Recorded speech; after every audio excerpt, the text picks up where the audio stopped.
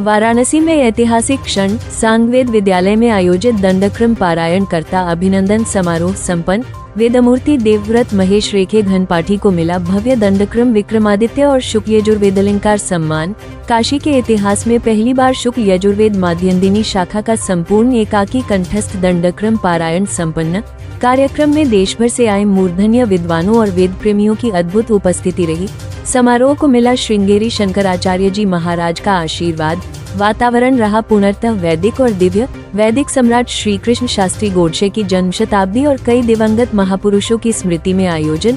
कार्यक्रम की अध्यक्षता आचार्य जगन्नाथ शास्त्री तेलंग ने की। देवव्रत रेखे को समिति की ओर से विशिष्ट सम्मान पत्र और अंगवस्त्र भेंट किया गया।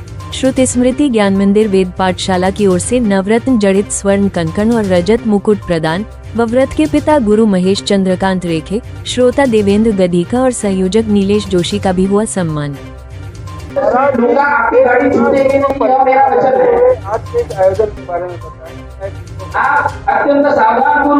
मैं शांताराम भानु से वैदिक गुरुकुल प्राचार्य आज जो कार्यक्रम हो रहा है दंडक्रम पारायण, जो दंडक्रम पारायण जो है वो वेदों में 8 प्रकार की अष्ट विकृतियां होती है।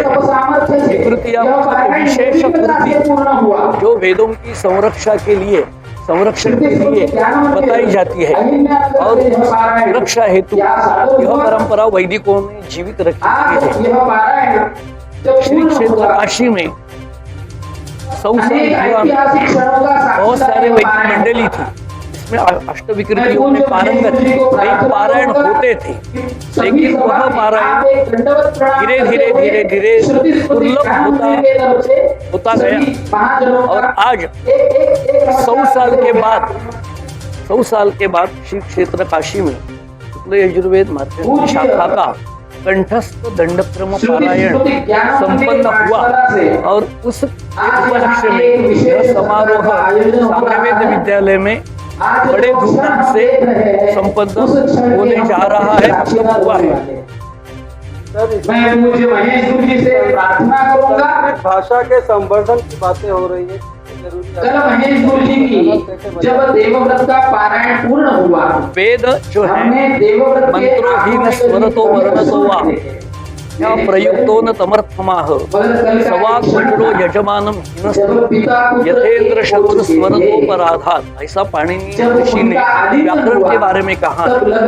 वेदों को यदि हमें जीवित रखना हो, स्वरों के साथ हमें जीवित रखना है और उन स्वरों को, उन वेदाक्षर के जितने भी पद है, क्रम है, जटा है, घनपाठ है, ये वेदों के अलग अलग विकृतियां हैं, उसको जीवित रखने के लिए हमें सस्वर बोलना चाहिए, तभी वह वेद पाठ, पद पाठ स्वरबद्ध और व्याकरण की दृष्टि से सुरक्षित रहेगा। तभी हम उस वेद का व्याकरण के ढंग से अर्थ कह सकते हैं, अर्थ जान सकते हैं।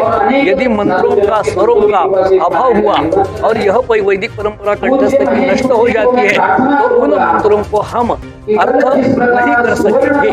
इसलिए व्याकरण की दृष्टि से भी यह दंडक्रम पारायण बहुत महत्वपूर्ण है।